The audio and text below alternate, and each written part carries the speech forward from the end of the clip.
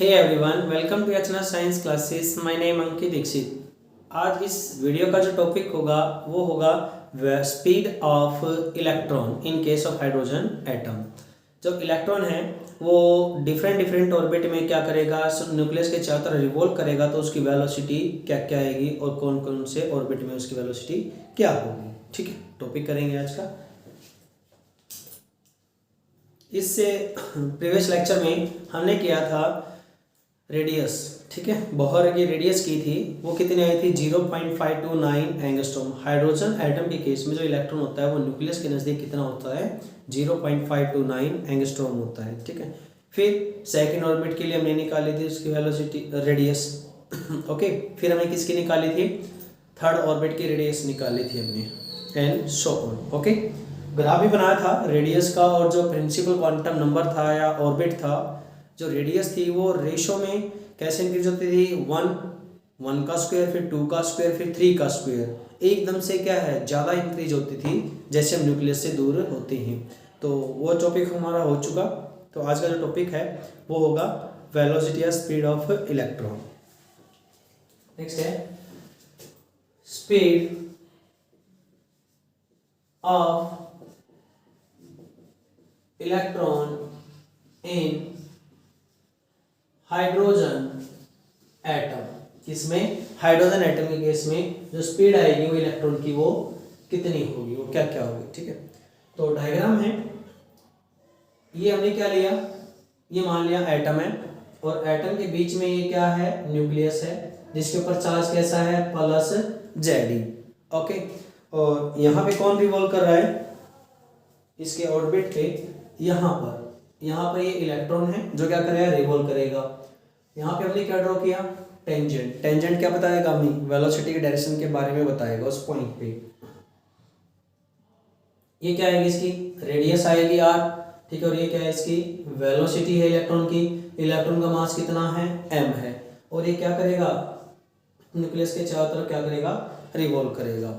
Okay, इससे previous में एक फॉर्मूला आया था रेडियस का, Rn is equal to n square h square, और क्या था 4 pi square m k z e square. ये फॉर्मूला आता है किसका, रेडियस का। ठीक है, जनरल फॉर्मूला था ये। अब उसके बाद क्या है, जो एंगुलर मोमेंटम होता है इलेक्ट्रॉन का वो कितना होता है, mvr is equal to nh by 2 pi. Bohr का जो सेकंड पोस्टुलेट था ना एंगुलर मोमेंटम वाला, ठीक है, क्वांटाइजेशन रूल, वहां से लिए इस फॉर्मूले को जो हमने प्रीवियस लेक्चर में हमने किया था। mvr is equal to nh by 2 pi. n की वैल्यू क्या है 1 2 3 एंड सो ऑन। इसको हम बोलते हैं प्रिंसिपल क्वांटम नंबर। मीनिंग कि फर्स्ट ऑर्बिट आएगा तो n की वैल्यू 1 होगी, सेकंड ऑर्बिट आएगा तो n की वैल्यू 2 होगी, थर्ड ऑर्बिट आएगा तो n की वैल्यू क्या आएगी 3 आएगी। ये कितना क्लियर हुआ। अब यहाँ से हम क्या करेंगे, हमें रेडियस का तो फॉर्मूला पता है, हमें तो वेलोसिटी निकालनी है। तो यहाँ से क्या करें, जो वेलोसिटी आएगी वो क्या आएगा, nh बाय में, ये 2 पाई तो एच है, इस m को नीचे ले आओ, r को भी कहाँ ले आओ, नीचे ले आओ। ये क्या करो, r की वैल्यू यहाँ पे डायरेक्ट पुट कर दो। देखो m को एच रखा, v को भी एच रखा, इस r की वैल्यू यहाँ पे पुट करेंगे तो क्या आएगा n square h square by में 4 pi square m k z e square. हमने क्या किया, इसकी वैल्यू को यहाँ पे पुट कर दिया पुट। अब पुट करने के बाद ये तो वेलोसिटी निकालने में, इस वेलोसिटी को हमने यहीं पे रखा, ये यहीं पे है, इस एक m से एक m ये तो क्या हो जाएगा, कट कैंसिल आउट हो जाएगा, है ना।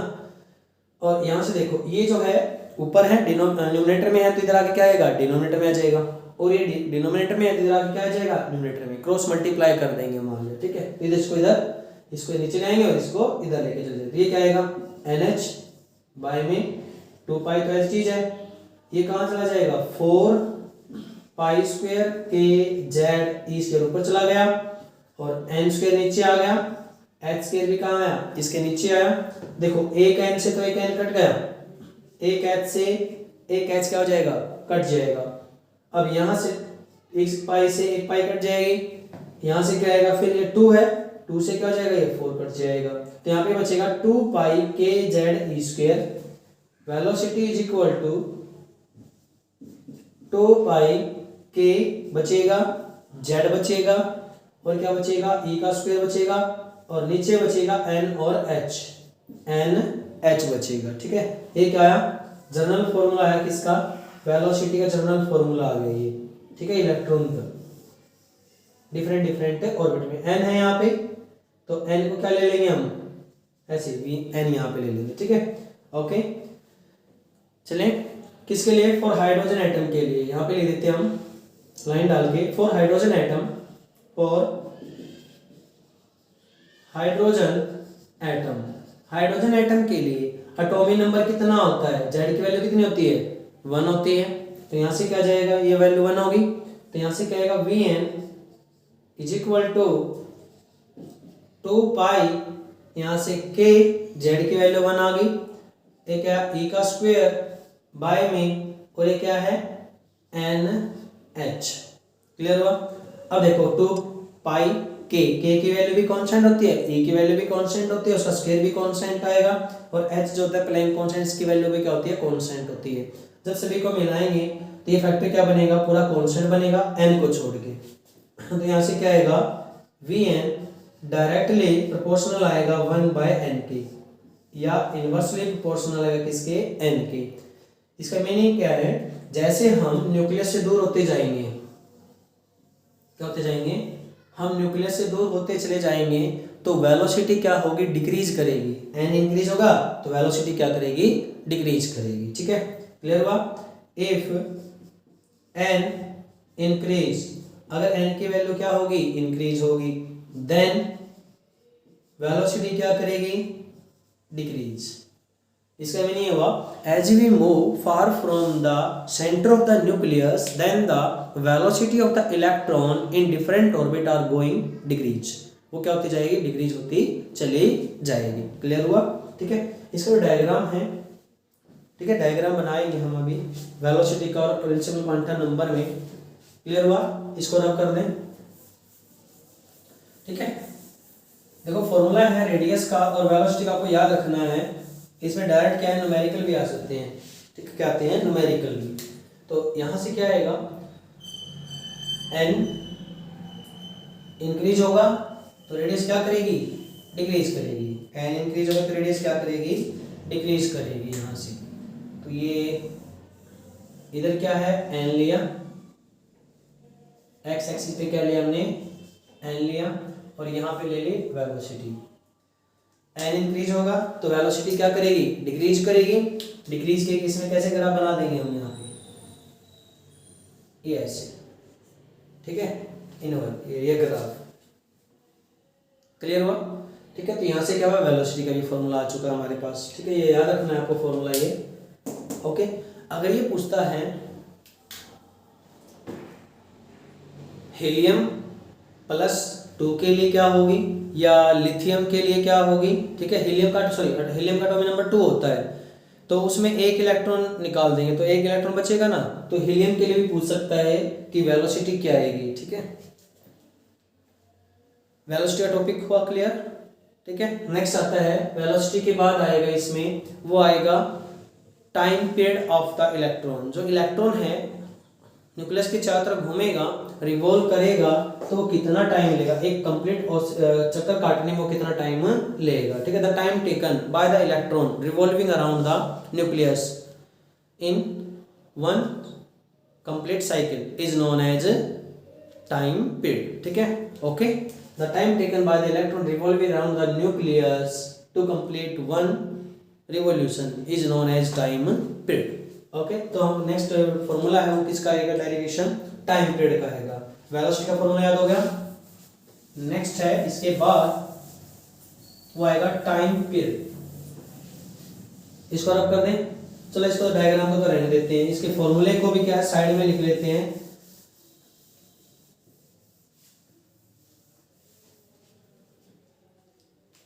क्या आएगा, नेक्स्ट है टाइम पीरियड। क्या आएगा, time period of electron, time period of electron क्या आएगा। ठीक है, तो एक बार इसमें डायग्राम में हम ये भी लिख देते हैं, जो वेलोसिटी का था ना, जैसे जैसे हम क्या है, as we move far from the nucleus, मतलब इससे दूर जा रहे हैं, कहाँ जा रहे हैं हम, न्यूक्लियस से दूर जाएंगे, तो वेलोसिटी क्या करेगी, डिक्रीज करेगी। वेलोसिटी ऑफ इलेक्ट्रॉन क्या हो जाएगी, डिक्रीज। वेलोसिटी क्या करेगी, डिक्रीज करेगी, as we move far from the nucleus. As we move या electron, as we move far from the nucleus, then velocity of the electron will be decrease हो जाएगी। Clear हुआ, ठीक है। तो ये अब नेक्स्ट है टाइम पीरियड, क्या आएगा, टाइम पीरियड आएगा, ठीक है। जो टाइम पीरियड होता है वो क्या आएगा, फॉर्मूला, टाइम क्या होता है, डिस्टेंस बाय में स्पीड, डिस्टेंस बाय में स्पीड। टाइम पीरियड क्या आएगा, t is equal to, distance कितनी आएगी, 2πr, एक कंप्लीट चक्कर काटेगा तो कितना आएगा, सर्कमफ्रेंस के बराबर आएगा ना उसका, तो 2πr। और स्पीड कितनी है, vn है, यहाँ से rn लिख देंगे हम इसको। अब ध्यान से सुनो, r की वैल्यू भी हमें मालूम है, वेलोसिटी की वैल्यू भी हमें क्या है, मालूम है, तो वहां से क्या निकल जाएगा, टाइम पीरियड निकल जाएगा, किसका, इलेक्ट्रॉन का, ठीक है। तो ये फॉर्मूला है टाइम पीरियड में।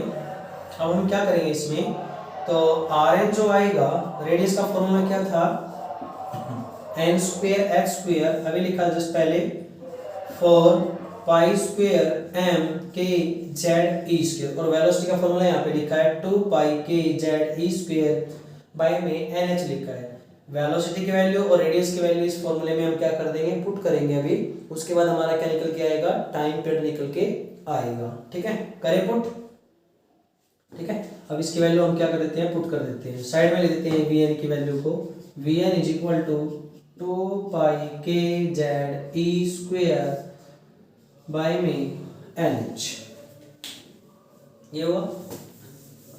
अब इसका क्या लिखेंगे, put the value of Rn and Vn in equation number 1। इसको इक्वेशन नंबर क्या मान लिया हमने, इसको इक्वेशन नंबर 1 मान लिया, ठीक है, टाइम पीरियड का, तो हमने इसको मान लिया equation number 1। Put value of Rn and Vn in equation first, और क्या मिलेगा हमें, वी गेट, क्या मिलेगा, time period t is equal to, क्या आएगा यहाँ से, 2π, Rn की वैल्यू पुट करो यहाँ पे, क्या आएगा, ये रही Rn की value, n square h square by में, ये क्या आएगा, 4 square m k z e square, और पूरे के डिवाइड में क्या है, Vn की वैल्यू कितनी है, 2 k z e square by में nh, ये हुआ। अब जो कैंसिल आउट होता है कैंसिल कर दो, देखो 2 से 2 क्या हो जाएगा, कैंसिल आउट हो जाएगा, हो गया।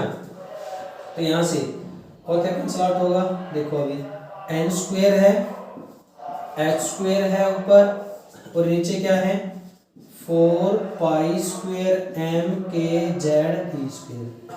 अब हम क्या करेंगे, इस nh को कहाँ ले जाएंगे, ये कहाँ चला जाएगा, ऊपर चला जाएगा, nh ऊपर चला जाएगा, और नीचे बचेगा k z e square, k z e square, ठीक है। अब जो कैंसिल आउट होता है तो कैंसिल कर दो, कैंसिल आउट होता है इसमें, ठीक है, और तो कुछ कैंसिल आउट नहीं होता, नहीं होता, ठीक है। तो यहाँ से क्या बनेगा, टाइम पीरियड का जो फॉर्मूला आएगा, t इज इक्वल टू, अब देखो ये n स्क्वायर यहाँ पे है, n यहाँ पे, तो क्या बनेगा, n का क्यूब हो जाएगा, h का स्क्वायर यहाँ पे है और h यहाँ पे, तो h का क्यूब यहाँ पे हो जाएगा, k यहाँ पे है, k यहाँ पे, तो क्या आएगा, k का स्क्वायर हो जाएगा, z यहाँ पे है, z यहाँ पे, तो z का स्क्वायर हो जाएगा, e की पावर 2 यहाँ पे, e की पावर 2 यहाँ पे, तो e की पावर 4 हो जाएगी, ओके। तो यहाँ से क्या आ जाएगा, फॉर्मूला आ जाएगा टाइम पीरियड का, उतार लिया होगा, क्लियर हुआ होगा टाइम, ठीक है। फॉर्मूला आपको करें, इस इक्वेशन फर्स्ट को तो हम रब कर देते हैं, और इसको भी हम क्या कर देते हैं, यहाँ पे रब कर देते हैं इसको, ठीक है। अब फॉर्मूला जो बन गया टाइम पीरियड का, वो क्या बनेगा, t is equal to n cube h cube by में 4 स्क्वायर m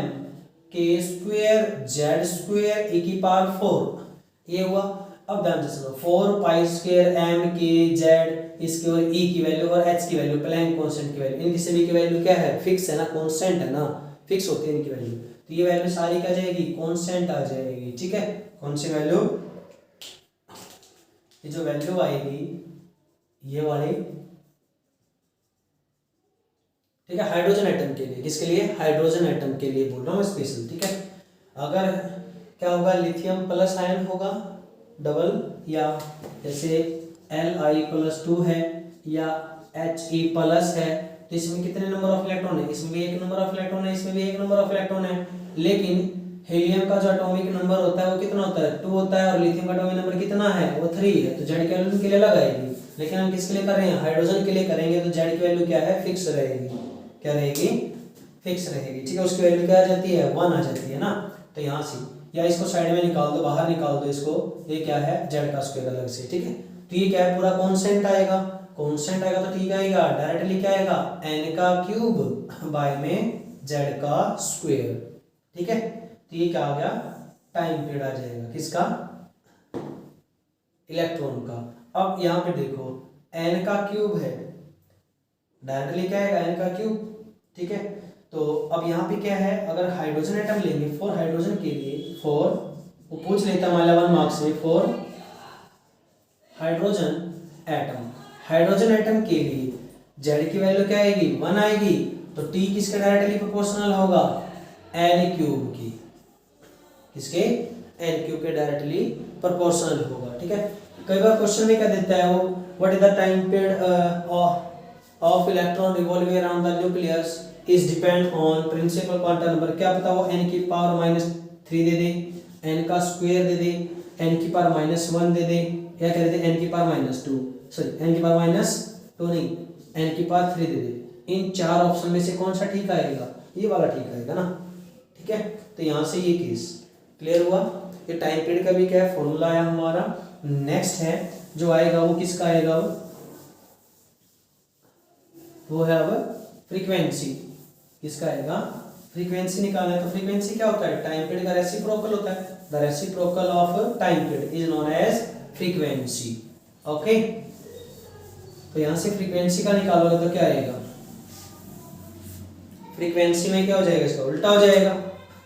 फ्रीक्वेंसी क्या आएगी, फ्रीक्वेंसी होता है 1 बाय टाइम पीरियड होता है, तो इसका उल्टा करोगे तो क्या आएगा, जो फ्रीक्वेंसी आएगी वो क्या आएगा, 1 बाय n की पावर 3, इसका रिवर्स हो जाएगा ना, उल्टा हो जाएगा।